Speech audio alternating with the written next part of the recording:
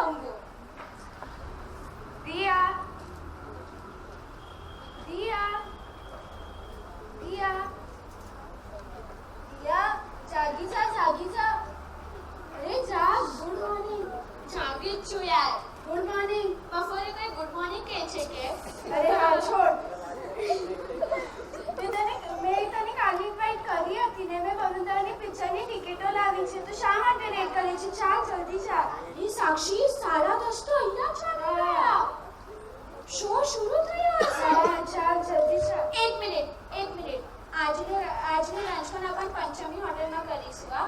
મારે મમ્મીને રસોઈ બનાવવાનું કાંઈ ઠીકવાનું જ નથી. એને બસ સામાયિક ને પ્રતિક્રમણ ને પૂજા ને પરમાત્મા, બીજું કશું ગમે છે. એ સાફ ઓર્થોડોક્સ છે, ઓર્થોડોક્સ. હાને દિયા, આ ઓલ્ડ પીપલની તો આ જ રામાયણ હોય છે. હા સાક્ષી ચાલ. અરે ઓ સાક્ષી, અરે ઓ દિયા, તમે બનાવવા ટેક્સીના ચાલે ક્યાં જઈ રહ્યા છો? ઓ મારી પ્યારી સખી, શું તમને એટલું ખબર નથી? બસ પેલા તો મારું સાંભળ. તને શેની પંચાયતી? આમને મોડું થઈ રહ્યું છે અને તમે જ કહો ને, તમે આટલા તૈયાર થઈને ક્યાં જઈ રહ્યા છો? એ જ તો કહેતી હતી. આપણા પૂના ગામમાં સમૂહના નાગરિયા, યુવાનો નાગરિયા, શાસન સ્ટાર, પરમ પૂજ્ય આચાર્ય ભગવંતો પધાર્યા છે. એમનું વ્યાખ્યાન એટલું સરસ છે કે લોકો ઘરના કામો છોડીને દોડી વ્યાખ્યાન સાંભળવા આવે છે. અચ્છા, એમાં તમારા સાહેબજી તમને શું લેક્ચર આપે છે? અરે તને તો બેટી પિક્ચર ને લેક્ચર શબ્દ આવે છે, પણ શું આપણા મારા સાઈડ ઓફ જનરેશનને પ્રવચન કહેવાય, પ્રવચન. સમજી?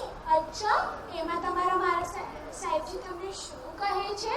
મારા સાહેબ કહે છે કે ભાગ્યશાળીઓ, તમે પૈસા શું કરો છો?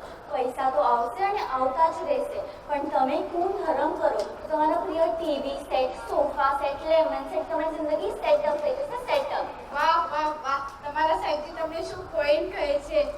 હા બેન, એમની આવી મીઠી વાણીના મિત્રો જે ધર્મ ના કરે, જે ધર્મ કરવા માંગે ને સીધા માર્ગમાં જોઈન થાય છે. હા, એમનો પ્રવચન સાંભળીને આપણા ત્યાં પણ એમ બિલ્ડિંગમાં દીપિકાબેનના ઘરે ઘર દિરાસર બાંધવાનું નક્કી થયું છે. એના આનંદમાં મહોત્સવ પણ નક્કી થવાના છે. એટલું જ નહીં, પણ આદેશ્વર દાદાની અને દેવગુરુની આશીષથી આપણા પૂના ગામમાં લીલા લહેર ફેલ છે. બસ બંધ કર તારું લેક્ચર. અમને ટાઈમ નથી આવા ધર્મના પૂજરા મણી કાકી બનવા. પહોંચાને ક્યાંથી ભટકી જાય છે. હા સાક્ષી ચાલ, અમને પિક્ચર જોવા મોડું થઈ રહ્યું છે. શું કહે? પિક્ચર જોવા જાઓ છો? અરે આપણા જૈન ધર્મમાં ઉચ્ચ કુળમાં જન્મેલા તેવી આપણાથી પિક્ચર જોવાતા હશે? શું તમને કહેવત નથી ખબર? સિનેમા કા એક જ કામ, લે રામ ભુલાય રામ. હા ઠીક છે, પણ તમે બેનો ક્યાં જાઓ છો? અરે આપણા આદિનાથ સોસાયટીમાં વર્ષિતા પાળનાનો મહોત્સવ છે. મહોત્સવ. એ શું કહ્યું? સરશીતમ એમાં વળી શું? કમાલ છે આ. શું તમે વર્ષિતાનું નામ પણ નથી સાંભળ્યું? વર્ષિતા આપણું જીવનનું મોટું અને મહાન તપ છે.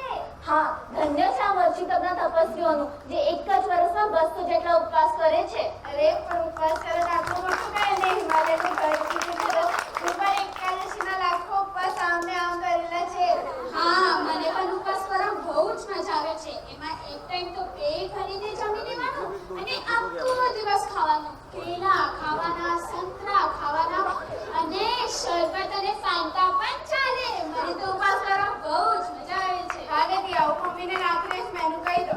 જો મમ્મી આજે ભેળપુરી તો કાલે પાવભાજી. ઓ, આને શું ઉપવાસ કહેવાય? એ તો આવું થયું શીરા પૂરી ને લાપસી और काफी आगे फिर एकादशी. हाय उपासी फिर ये द्वादशी की राती. તો બીજું શું કહેવાય? આ તો ઉપવાસના નામે ફલાહાર છે. ફલાહાર. ઉપવાસમાં ફલાહાર ચાલે ખરો? અરે આ તો તપના નામે થાય નીલા રહે. હજી કાચી થાય આ તમારો ઉદ્ધાર. તો તમે જ કહો ને, આ ઉપવાસમાં શું નવાઈ છે? બેન, ભવને ભવાઈને હટાવી પુણ્ય કાનો ગોલ્ડન તીરથ છે. ગોલ્ડન. પણ તારી આ ગોળ વાતો મને ના સમજાય. તું જ કહે ને એમાં શું હોય છે? હા, કેમ ના કહું? કહું છું. મારી પ્યારી સખીઓ સાંભળો. ફર્સ્ટ તો આ અમારા ફાસ્ટમાં એટલે ફાસ્ટમાં ફેંટા અને ફલહારનો ફિયાસ્કો ના ચાલે. હા, એમને તો ફક્ત ઉકાળેલું પાણી જ પીવાનું, તે પણ સૂર્યોદયથી સૂર્યાસ્ત સુધી. પછી તે ઘરડા હોય, બાળકો હોય કે યુવાન હોય.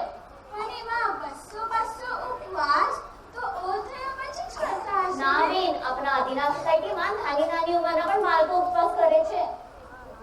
પણ આવા 200 ઉપવાસ તો ઓલ થયા પછી જ કરતા હશે ને. આવા યંગ વયમાં ઉપવાસ કરવાની શું જરૂરત છે? હા સાક્ષી, છી, આ યુવાનીમાં તો ખાવાનું પીવાનું અને મોજ મજા કરવાની. આ તપસ્વીઓને ક્યાંથી સૂચ્યું તપ કરવાનું? મારી પ્યારી સખીઓ, આ 4 દિશાના સુધીમાં ઘરડે કોઈ બચવું ના ચાલે. જો તમે આજે કેટલા બ્યુટીફુલ છે, સુંદર ગુલાબના ગોટા જેવા છો, પણ આવતીકાલે તમારું આ સુંદર કોમળ કાયા કરમાઈ જશે, જીવનનો આનંદ ખતમ થઈ જશે, રંગરૂપ બદલાઈ જશે. આરસે જોશું તો આરસી પણ શરમાશે. આ જિંદગી ઘણી નાની છે પણ ઘણી મજાની પણ છે. પણ જીવતા આવે તો નહીં તો પરેશાની છે, પરેશાની છે, પરેશાની છે. તો આ પિક્ચરમાં જિંદગી ખરાબ ના કરો. ઓહ, આઈ સી. મને હમણાં ખબર પડી. તમે બેનો કેટલું સરસ જાણો છો. હા, તમે તો અમારા સાચા ઉપકારી છો. આજ સુધી તો અમે ભટકાઈ ગયા હતા, પણ હવે અમને પણ હોટેલ અને પિક્ચર નથી કરવા. હવે અમે પણ એવા મહાનશાળી